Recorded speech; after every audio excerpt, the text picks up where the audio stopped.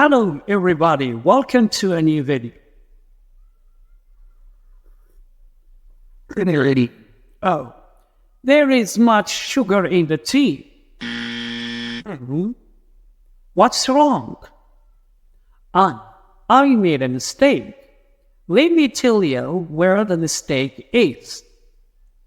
We usually don't use much in a positive sentence unless we use to or so. يعني ما تستخدمش much في الجملة المثبتة، يعني اللي هي مش منفية ولا سؤال. ومن عشان أتكلم عن حاجة كثيرة أقول إيه؟ قال لك ممكن تستخدم كلمة so قبل much أو كلمة to قبل much.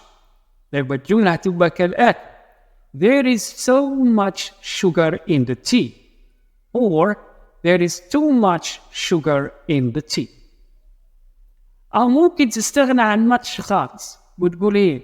There is a lot of sugar in the tea. Got it? I hope you got it. Thank you so much for watching. Have a nice day.